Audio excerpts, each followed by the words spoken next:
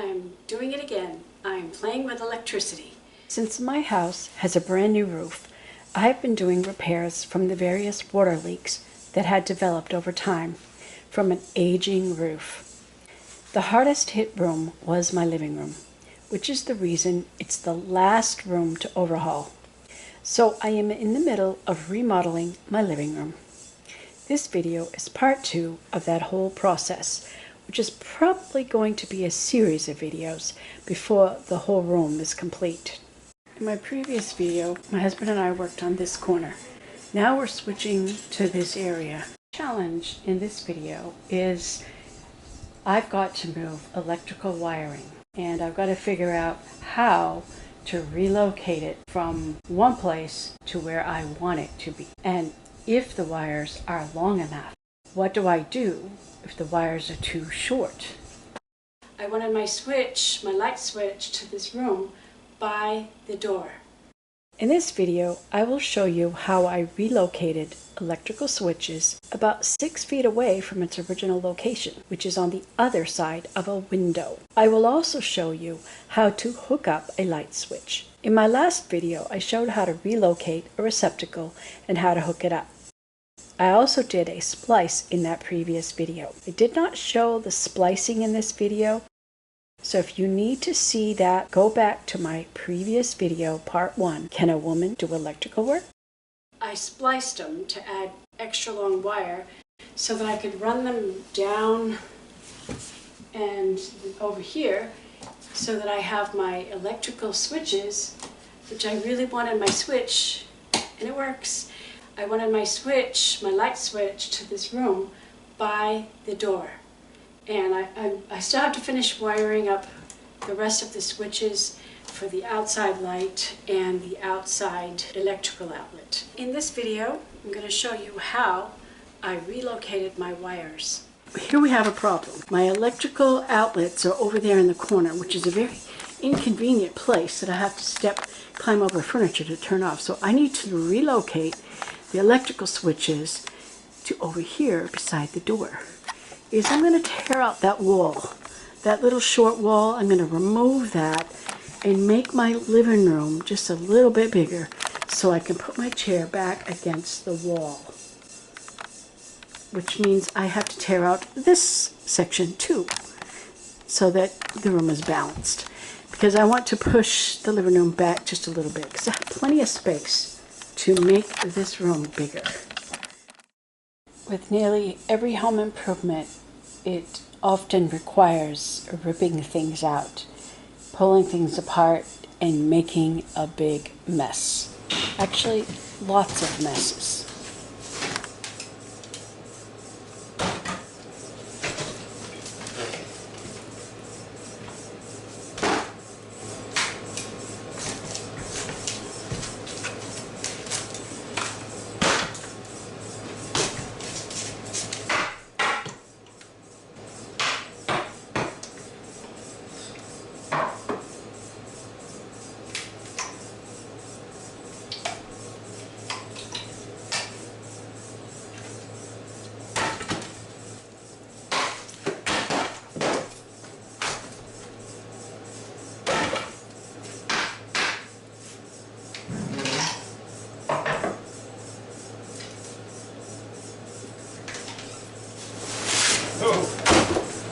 Shattered into a million pieces. My husband claims he was just holding the glass and it exploded in a million pieces. That's bizarre. He said he didn't hit it on anything. It just exploded. So now we have a big mess out here to clean. I think a lovely mess inside too, as we try to remove this wall.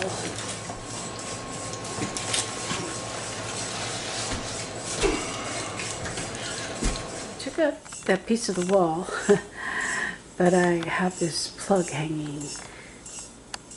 I still need to take out that piece right there, and I have to relocate that plug into the wall somewhere. That plug goes to this light right here. Now I put the chairs back because I wanted to see how I like it. I still need to tear out everything here so that I can work on the electrical work that's right there. I would like to have a light switch by the door so when you come in you can flip on the light. I will have to tear out that wall as well, and I'm debating on whether or not to put back a partial wall, like maybe a half wall with a column on top, but of course it would be set back further. Maybe I'll just leave it open. I don't know. I have to live with it for a while to see what I actually like, what I want. It's kind of nice to have the versatility if I need to move things around for company or whatnot. So I started tearing out this wall, and these switches, the light switches are just in the wall. They're not in any boxes, and I have them all connected here. I think I'll pull out the insulation so I can see all the wiring. There it goes. I'm going to take these again.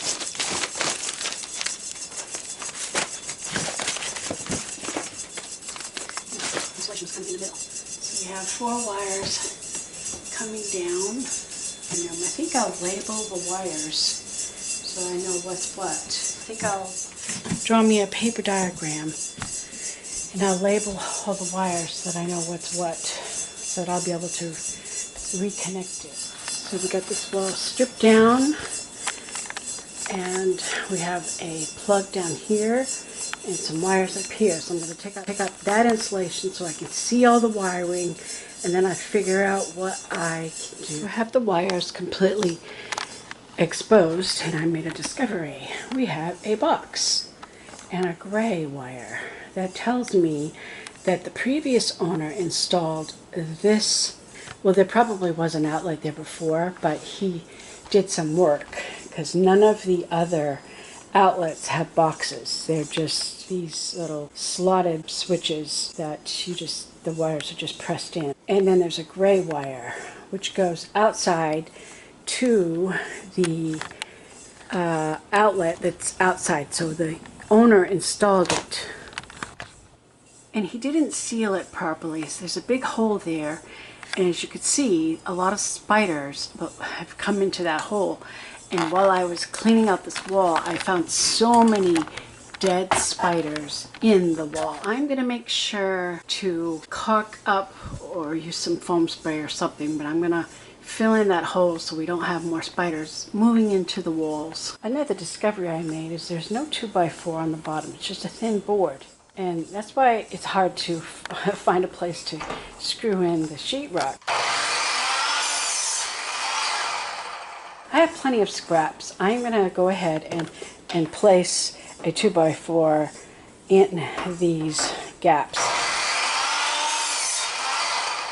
so that I have something to screw the baseboard to, and also sheetrock at the bottom of the wall. It always seems that whenever you do a job, there's always extra little details that you didn't know you had to do. Now I have 2x4s on the bottom. The wires look fairly long, but they're not long enough. I can get them down in this cavity right about here, but that's not a good place. I've got this whole wall here. I preferably would like to have them over there. So what I'm going to do is when I turn off the power, I'm going to cut out a section of the ceiling here so I can reach up into that little tiny attic space. And I'm going to see if I can't pull these wires up and relocate them. I'm going to have them come down here because I don't want to come through that header. We used to have a big window right here, so there's a header, and I don't want to have to drill through that. But I could probably come down through here, and then I could go through the wall right here. And this is wider, so I can drill from this side. So I pull the wires up through and out the hole that I made in the ceiling.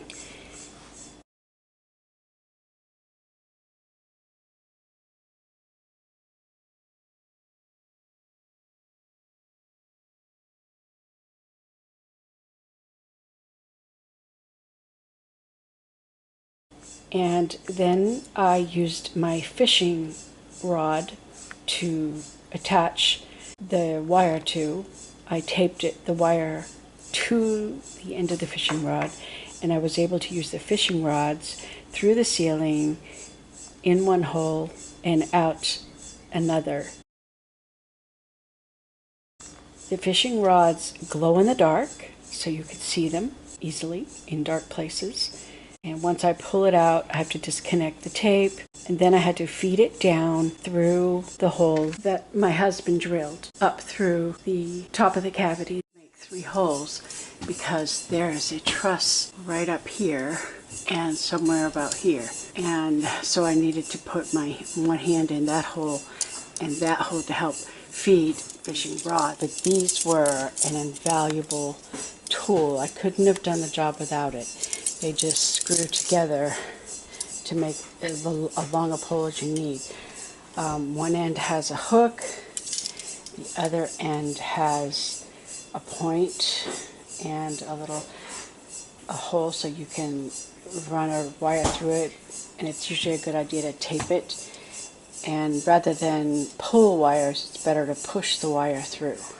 I passed the wires through the gaps in the rafters, so I didn't have to drill any holes. Okay, I successfully transferred all the wires here. They're not long enough because I want them to come down and through here and over to about there. So I'm going to have to splice some extra length on them. I will put all the splices in a box, and it will have a flat cover on it so that it will be accessible. Now, in my previous video, I did one thing wrong. Well, it's not wrong, it's just not up to code. I made a hidden splice. There's no hidden splices in this video. Thanks to an electrician who commented on my video, because I was kind of wondering about that. I appreciate his comment. It was helpful. I do like constructive criticism. I appreciate that because I can learn from you, and so I appreciate that. You know, I'm a novice. I'm not a licensed electrician. I have some experience, and I have a book that I refer to if I have questions. I'm a kind of a person who likes to learn by doing. I do take all the necessary safety precautions. I make sure that I isolate the circuit, that the power is off. That way, if there's ever a problem, it'll be easy for an electrician to go into the box and fix something if something needed to be fixed or changed. Because there was already one there. I got 2 wires here, because one wire was already there. I put 3 wires in a 3/4 inch hole, and the other wire came there, and I'll wire them up here.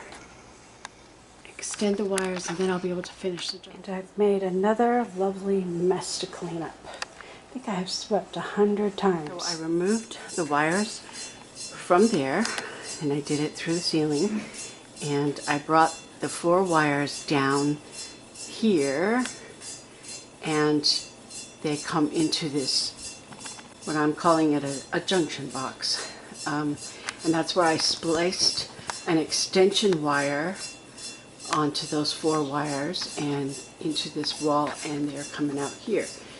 Now I'm going to put the sheetrock up so that I can continue the hookups for the outlets and the switches. Also, I need to put in the rest of the insulation, working it around the box and the wire. Before I disconnected anything, I made sure that I knew what purpose each switch was. I labeled those switches, and I labeled the wire. I labeled both ends of the wires so that I could follow the current, so that I could make sure that I have my light switch exactly where I want it, and I know where everything goes.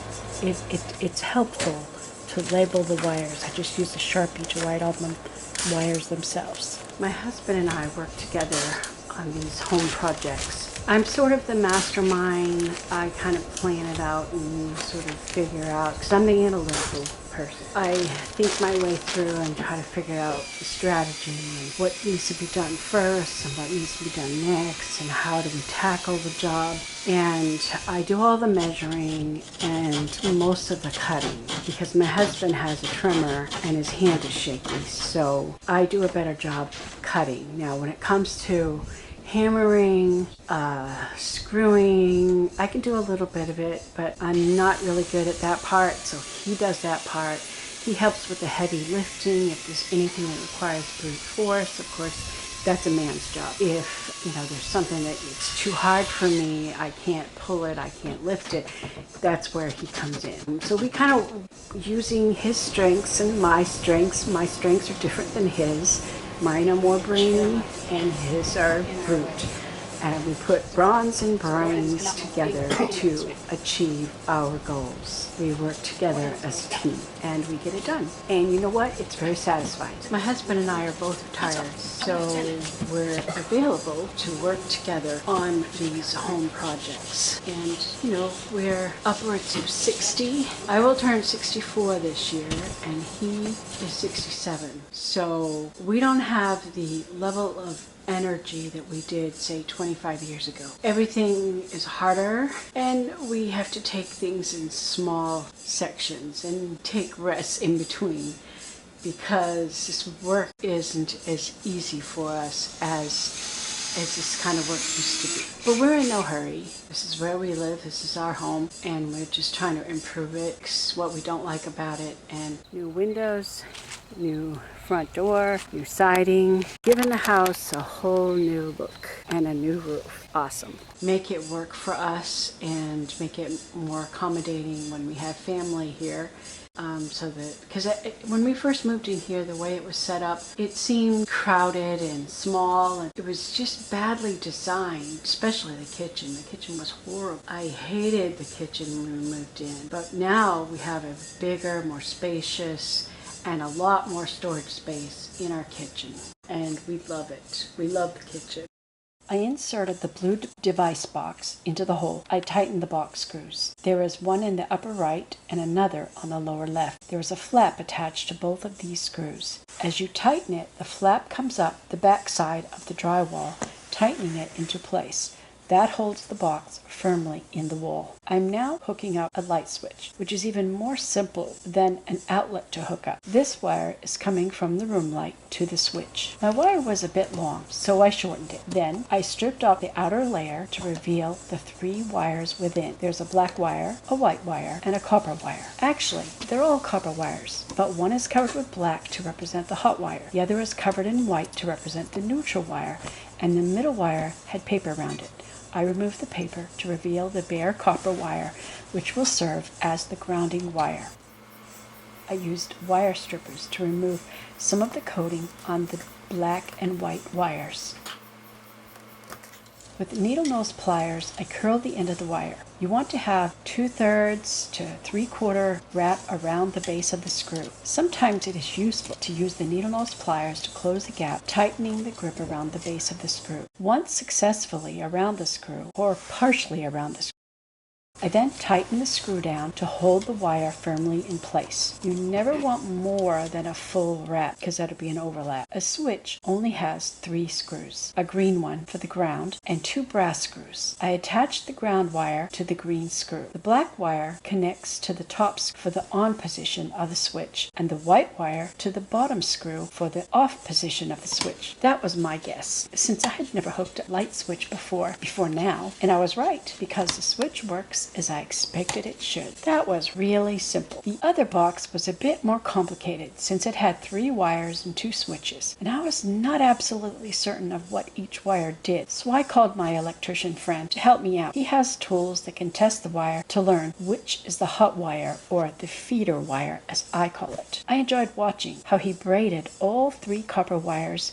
together, then cut 2 of them shorter, leaving the best wire to go around the ground screw. That's very smart. That way, all 3 copper wires would work together as one. He pigtailed the 3 neutral wires together and capped them. Those were then shoved into the back of the box, so they don't even need to be hooked up to a screw at all. He added a single short strip of black wire, pigtailing it to one of the hot wires, which would connect the 2 switches together. He might have connected both ends of it, one to one switch and the other to the other switch. He He was left with 3 hot wires, which were connected to a different screw. I believe that is what I saw him do. Anyhow, I needed his help because that was a bit over my head. I don't mind doing things for myself and I love learning new things, but I'm not afraid to ask for help from a professional when I'm just not sure. But he said I did everything else correctly, and he liked how I labeled the wires. He said most people don't do that. So the big job is done.